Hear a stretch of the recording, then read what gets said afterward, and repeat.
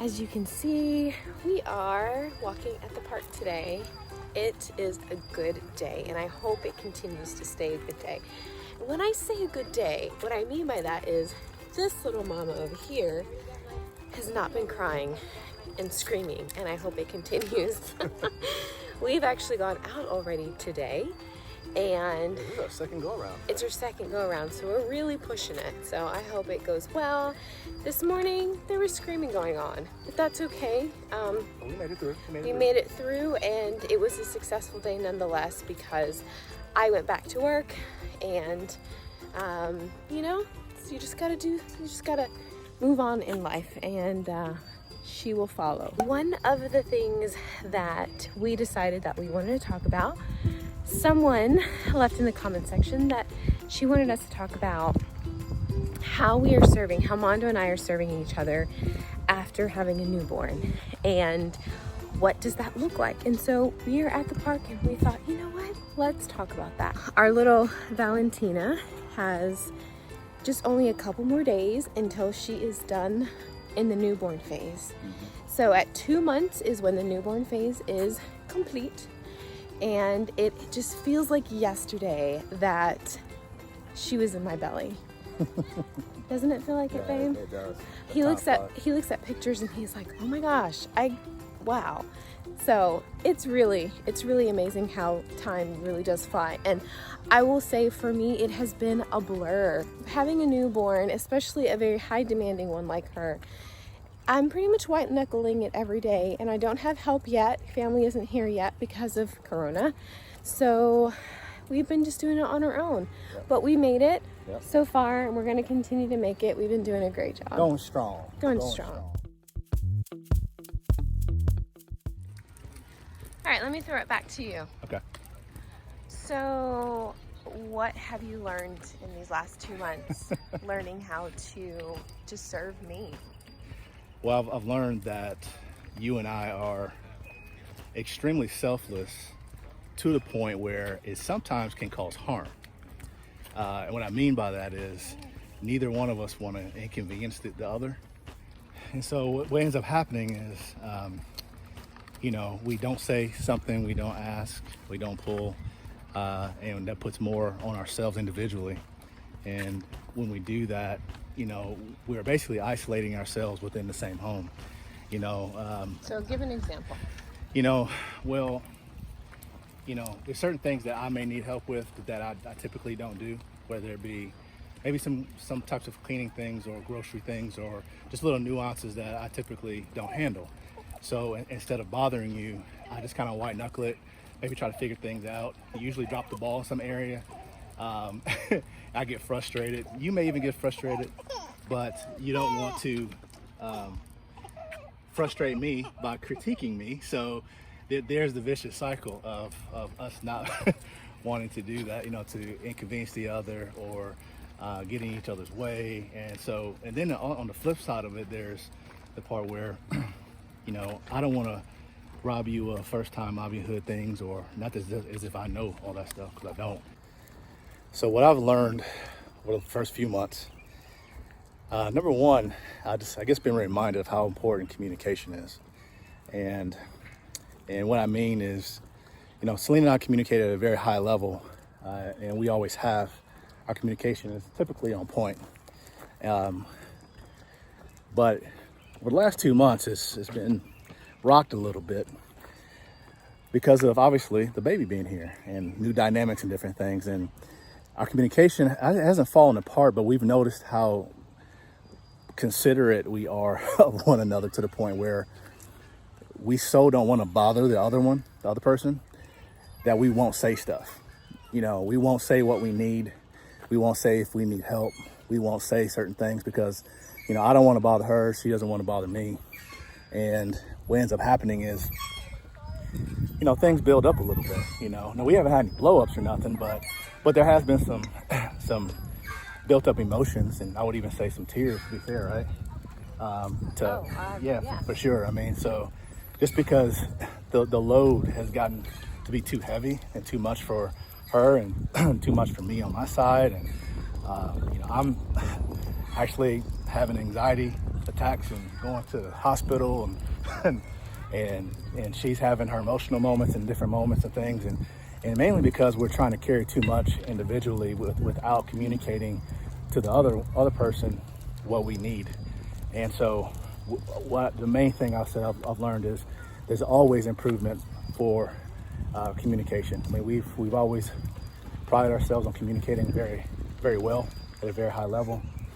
But with this new little bitty here, she's changed the game quite a bit and created a totally different dynamic, you know, because we've got a baby who needs us, and you know, she has high level needs. We've got recovery from a C-section.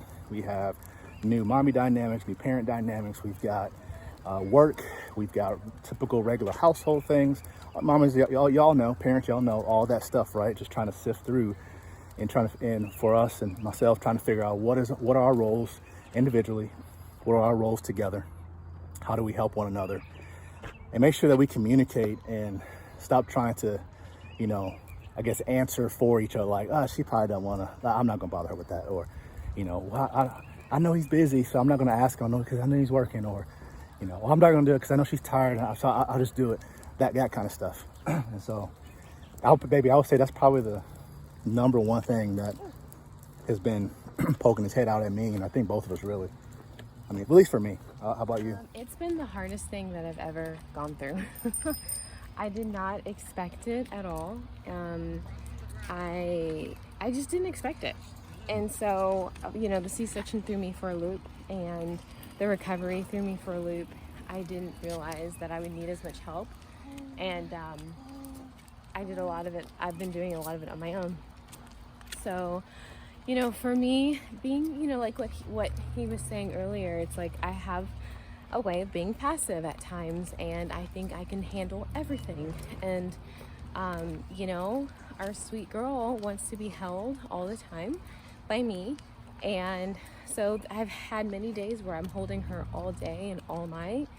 And, you know, in the beginning, it's like, oh, this is so sweet. And it is so sweet. But after a while, you know, after being sleep deprived, not being able to shower, not being able to eat, not being able to wash your hair, go to the bathroom, wash clothes, do anything because we don't have any help, it all is just hard to swallow. Because this little one, after a while, I started resenting Mondo because, you know, he's not really helping with her at all, and it's because she only wants me, right? And partially it's because I'm just controlling, and I'm taking it over, thinking I can do it all.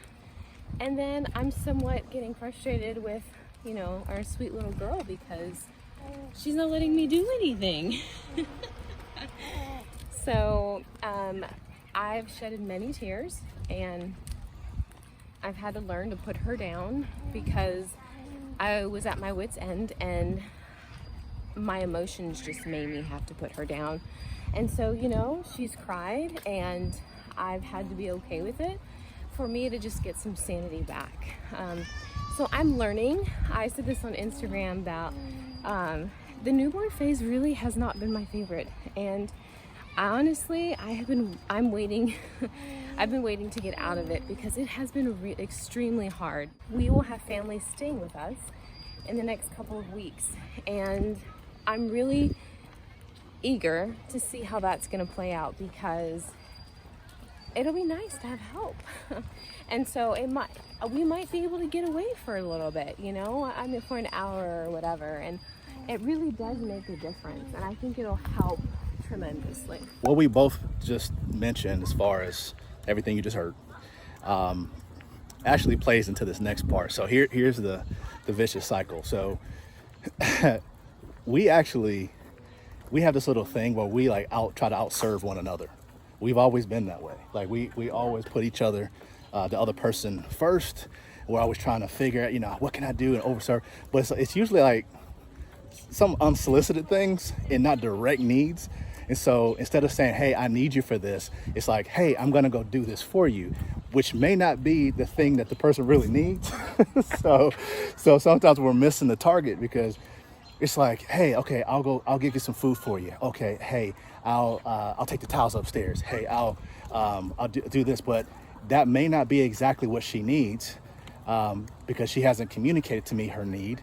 And then on the flip side, I have some needs as well, but so she'll serve me in different ways that she feels that I need, or require or whatever, but it may not be the direct need that I have for that moment or that day.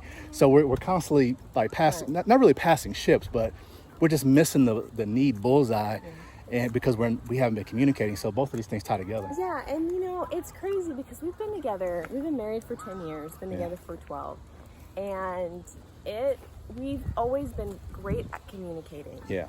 I will be honest and say, having a baby now has changed the game a lot. And for me, some of it is, I told him the other day, and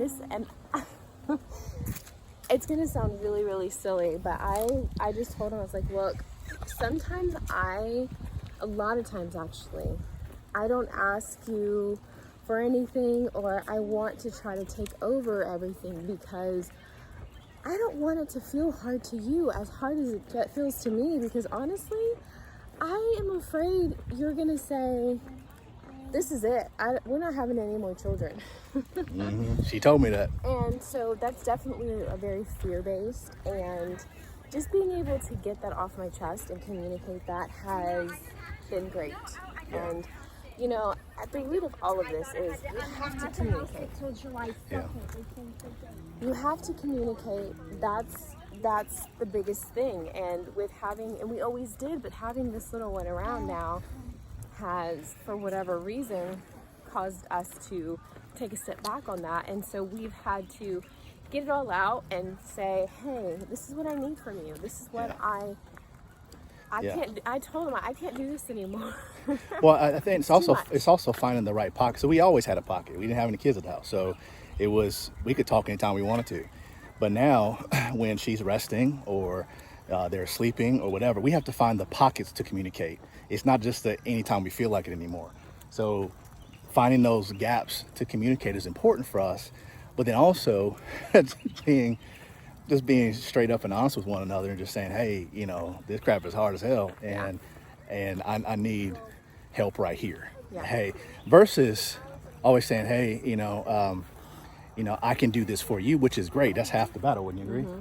Well, I can do this for you. I will say, I told him, I need, even if she's screaming, even if she's crying, I need you to take her from me. Yeah. Even if she's sleeping on my chest and seems content, I need you to take her from me. Yeah. And at a certain time, and I need to go for a walk. Mm-hmm. I need to go work out. I need to go, do something, whether I put music in my ears so I don't hear her screaming. I need to do it for my sanity. And so that's something that we decided, okay. And I told him, because what's happened, this just goes to show, this is just, I'm being very vulnerable and it's showing my passivity. But we've said, okay, well, you'll take her at a certain time every evening. And and then when it came, I was like, oh, that's okay. She's fine. Mm-hmm.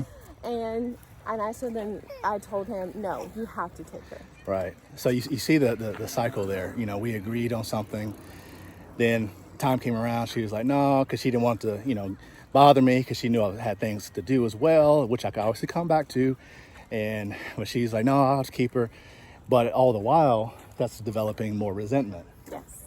And so we can't have that. I can't have that up in the G Rhymes house. That's just not going to happen. Right. So we're learning to communicate with a different dynamic, having little mama in the house, finding our pockets to communicate, and not being afraid to pull on one another, because we see the opposite of that. And it's not pulling on each other for selfish reasons.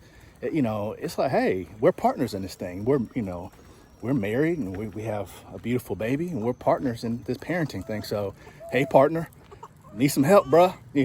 Hey, sister, need some help.